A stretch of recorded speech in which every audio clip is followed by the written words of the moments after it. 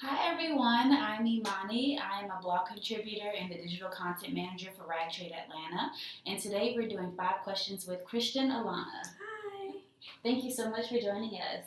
Thank you for having me. So, for everyone who is familiar with our 5 questions with, that we just go over 5 questions with emerging designers in Atlanta. And so we're just going to go ahead and get started. So, Christian, if you could just tell us a little bit about Christian Allana. Okay, well, it's a contemporary women's wear brand focusing on sportswear and evening wear with very feminine, edgy, and unique design details. Mm-hmm. So I feel like the brand is very much a representation of myself, which I feel like most designers, their brand is. Yeah. But I feel like I designed for the woman who's very like sexy, confident. She loves to stand out from a crowd. Mm-hmm. I really want my brand to focus on being authentic and just being oneself. And I like to celebrate women just being truly themselves and being different. Mm-hmm. And so I feel like I try to show that throughout my clothing by adding in little details here and there that make things very different and unique than what you may see already in the market. Yeah. Okay, cool. So, what influence do you feel your brand has had on Atlanta's fashion community? I actually don't feel like I've had much of a big influence yet, because I just moved back. I've been here for maybe a little bit over a year, year and a half.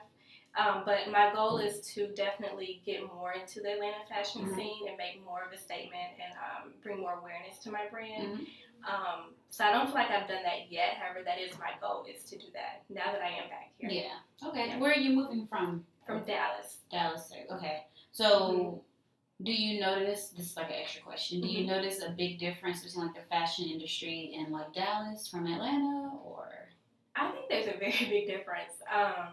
I feel like here it's a little bit more urban, and I feel like in Dallas it was a little urban, but more, I feel like here it's more like inspired by music and like hip hop and like the city. There I didn't get that vibe. Okay. Yeah. So I like the scene here better. And this is actually where I used to live. I went to SCAD. I went to school here. So I moved out there for a job, and then I'm back. Was the job related to fashion or just? I used to work for JCPenney. Oh, okay, cool. Alright. So, what do you feel Atlanta's fashion industry needs to grow? I feel like we need more, I don't know the exact name, or like I don't know the right name, but more, I guess, platforms for emerging designers, like more production companies. I noticed in New York, and I've actually worked with one, where they have a full production company where they work with the designers for like marketing, to like presenting their stuff to their show, to like even after that, like setting up pop-up shops, and you can work from them from beginning stages to the end, and they just kind of do that like through the entire year, just like doing different things. I feel like that would help it to grow. So I feel like a lot of times emerging designers are kind of like trying to figure out how to do all these things, and I feel like it can be kind of hard to do all of that together, especially if you don't have like a big team. Yeah. So I feel like that would help it grow. And then I also feel like having a lot of manufacturers who will help. I feel like if you definitely have the people here that you can get your yourself produced and sourced here, I feel like you can get more designers coming in. Yeah. That's like one of the big topics as well when we did our Cultivate meeting. A lot of emerging designers felt like they have to go elsewhere to find fabric or patterns, or just they have to outsource, and they feel like it should be locally. And I think that I feel that as well.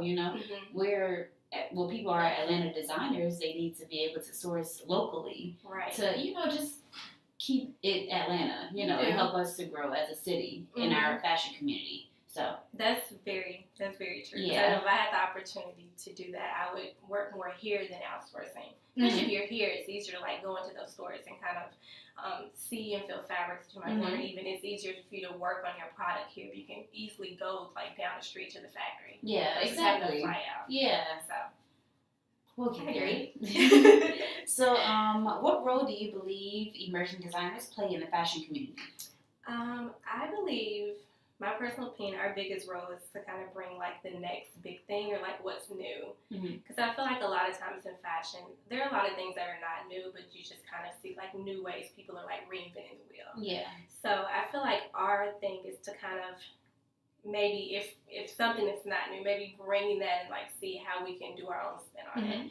But I feel like us, like coming into the industry, we're kind of already like watching like designers who've kind of made it kind of like, doing this and that. I feel like it's up to us to bring something different. And I feel like we're being, we're always evolving through like technology, music, culture, art. And I feel like with all of that going on, I feel like we should be able to bring a lot of the newness to Atlanta.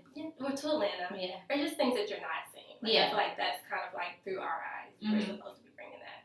Gotcha. Yeah. Okay. So, what is one piece of advice that you would give your fellow emerging designers on this journey? My biggest advice would be to never give up, to follow your dreams, and to be consistent. Not even, I was going to say, that was like advice from my mother. And I used to like, okay, like whatever, I'm just wearing. I'm like, that's cliche. Like, whatever.